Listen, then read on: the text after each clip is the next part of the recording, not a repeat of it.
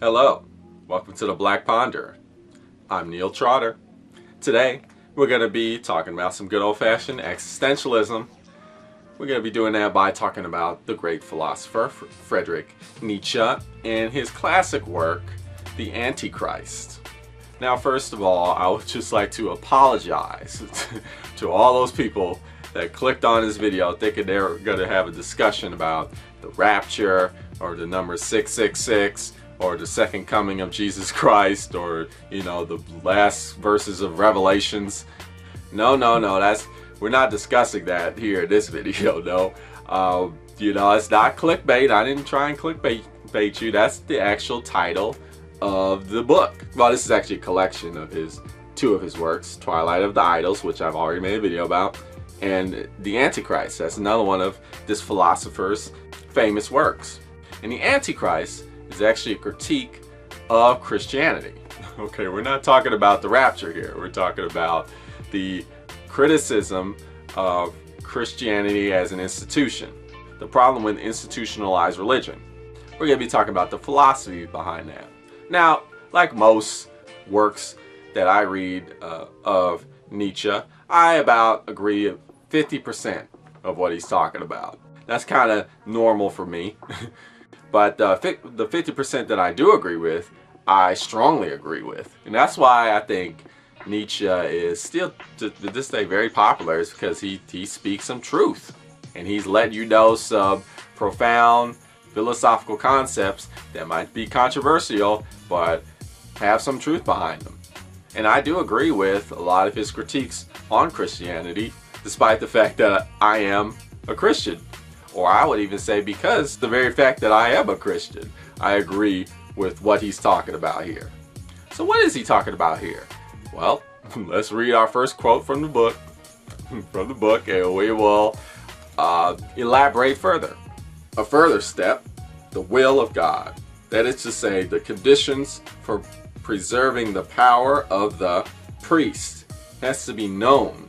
To this end, a revelation is required.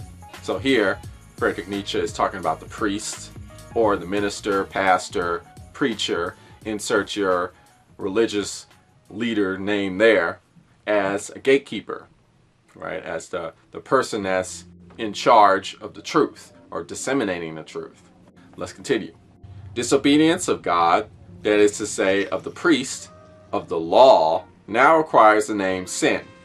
The means of becoming reconciled again with God are, as is only to be expected, means by which subjection to the priest is only more thoroughly guaranteed. The priest alone redeems. From a psychological point of view, sins are indispensable in any society organized by priests. They are the actual levers of power. The priest lives on sins. He needs the commission of sins. Supreme law, God forgives him who repents. In plain language, who subjects himself to the priest. So here the critique is that the church, using the priest as an agent, right, is using Christianity to maintain power. The people first go to the priest to be recognized or to find meaning. They only go to the priest. They go to the church. That's the only way they are able to have some sort of meaning or some sort of definition of themselves, or how they're able to receive any kind of power. They submit themselves to the priest or the church. Let's keep going here. The holy people, which had retained only priestly values, priestly words for all things, and with a consistency capable of inspiring fear, had separated itself from everything else powerful on earth, calling it unholy, world, sin. What Nietzsche is saying is that what's going on is that the priest has created, or the church has created, the concept of sin, right? Or not so much created, but is using the concept of sin, not as a means of trying to find meaning or trying to obtain any type of truth. It's a way to separate itself from society, or create its own society, or separate itself to create its own power. This is what Nietzsche is getting at here. The little rebellious movement, which is baptized with the name of Jesus of Nazareth, is a Jewish instinct once more. In other words, the priestly instinct, which can no longer endure the priest as a reality, the invention of an even more abstract form of existence, an even more unreal vision of the world than one conditioned by an organized church. Christianity negates the church. So here what's being discussed is what the Antichrist, this text, is famous for. It's famous for. Nietzsche is not so much critiquing the belief system of Christianity. He's more critiquing the institution of Christianity, the establishment of Christianity. And he proposes that Jesus would be against the institutionalization of Christianity, his belief system. That he actually rebelled against that establishment, that institution. And the church itself as a power structure is anti-Christian. Let's continue. I fail to see against what the revolt was directed, whose originator, Jesus, is understood or misunderstood to be if it was not a revolt against the Jewish church. Church, taken in precisely the sense in which we take the word today. It was a revolt against the good and the just, against the saints of Israel, against a social hierarchy, not against the corruption of the East, but against caste, privilege, the order, the social form. It was disbelief in higher men, a no uttered towards everything that was priest and theologian. So what did Jesus do when he was on earth? In the Bible, he approached the common man. He talked to the poor. He didn't concern himself with caste systems.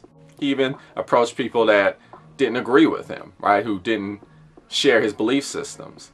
And he shared his knowledge with anybody. And this kind of lifestyle, this kind of philosophy, this way of life that Jesus was living was anti-religious establishment. Not only back when Jesus was around on earth, but also today. This is what Nietzsche's arguing. This holy anarchist who roused up the lowly, the outcasts, and sinners, the Chandala within Judaism, to oppose the ruling order, was a political criminal. This is what brought him to the cross. The proof is the inscription on the cross. He died for his guilt. All ground is lacking for the assertion. However, often it is made that he died for the guilt of others. So Nietzsche is pointing out that Jesus Christ was a political criminal. He was. And as Christians, or just in general zeitgeist of pop culture, society focused on Jesus saving us from our sin. He sacrificed himself because we are guilty, right? There's that whole aspect. And oftentimes we forget, and we don't really focus on the fact that Jesus was against the establishment at the time. He was against the ruling class, the institution. And it was the ruling class, the institution, that killed him. That's what sentenced him to death. And that's important to remember, because what it shows is that Jesus, what he was doing, he was against that. He was against that ruling class, that ruling hierarchy. How he was living, what he was preaching, his philosophy was against the philosophy, the lifestyle, what the ruling class, the institution, what they were trying to do. And they considered him a threat, right? And that's very important to remember. Let's go to our next quote. The word Christianity is already a misunderstanding. In reality, there has been only one Christian, and he died on the cross. The evangel died on the cross. What was called evangel from this moment onwards was already the opposite of what he had lived. Bad tidings, a disangel. Nietzsche argues that the only Christian really was Jesus. And afterwards, the institution of Christianity was no longer representative of what Jesus taught. That's an interesting point. And it kind of goes with a lot of what's going on today, or how people feel today. I remember talking to a friend, and people say this a lot. They say that, they look at Jesus, and this friend told me, Jesus, he actually wasn't a Christian. Like, he wasn't really a Christian. He did all these things that don't represent the institution of Christianity, right? And that's what they mean when they say that. What they mean is that the institution or the establishment of Christianity today is not representative of what Jesus taught, or how Jesus lived, or what he was proclaiming. That's what they mean. And Nietzsche's basically saying the same thing in an inverse language. And basically the point is that the institution of religion is not a representation of the original concept of the religious theory or the religious principles. It is false to the point of absurdity to see in a belief, perchance, the belief in redemption through Christ, the distinguishing characteristic of the Christian. Only Christian practice, a life such as he who died on the cross lived, is Christian. Even today, such a life is possible. For certain men, even necessary. Genuine primitive Christianity will be possible at all times. Not a belief, but a doing. Above all, not doing of many things, a different being.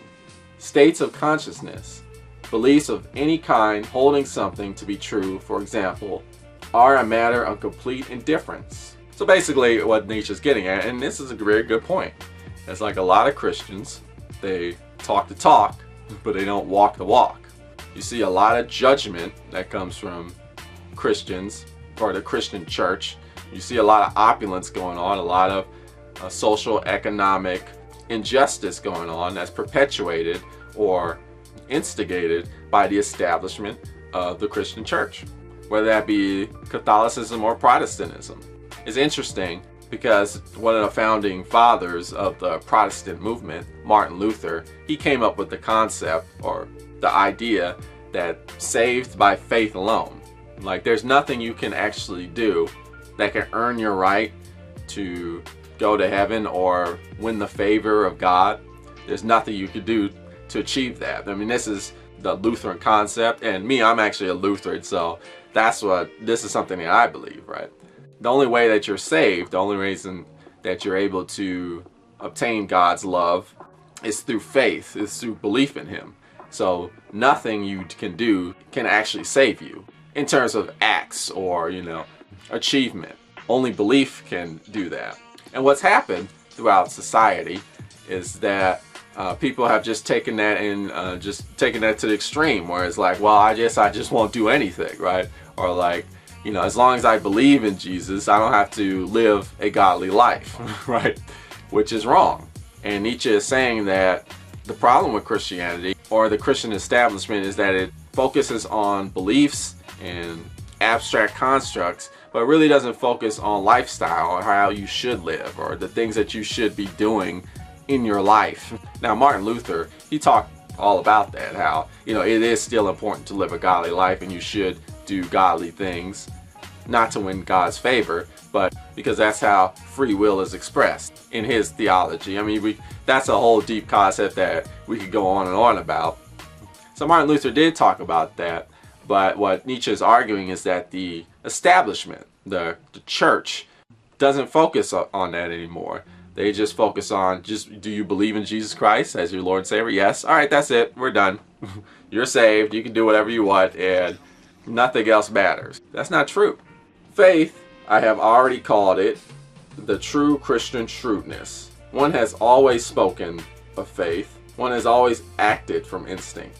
The Christian's world of ideas contains nothing which so much as touches upon actuality. On the other hand, we have recognized an instinctive hatred for actuality, the driving element, the only driving element in the roots of Christianity. And what Nietzsche is saying here is that, okay, you have this belief system, the establishment of Christianity, there's this belief system, but it's not reflected in the way you act. Like there's still this extreme social economic gap, right? There's all this judgment. There's no attempt to live the way Jesus actually lived, or no attempt to actually practice in your own life the principles that Jesus taught. So it's all about actuality. That's what he sees. Meaning, what is the church, the establishment, actually doing? Is its influence in the world realized through its belief, its faith? No, it's realized when you see the influence of the church through its action, what it does in society, not what it believes. So that's important to understand. It's not just about faith. Faith is where it starts, but that's not where it ends. Now we gotta move on to this other quote. Who killed him? Who was a natural enemy? we're talking about Jesus, who killed Jesus? This question came like a flash of lightning. Answer, ruling Judaism, its upper class.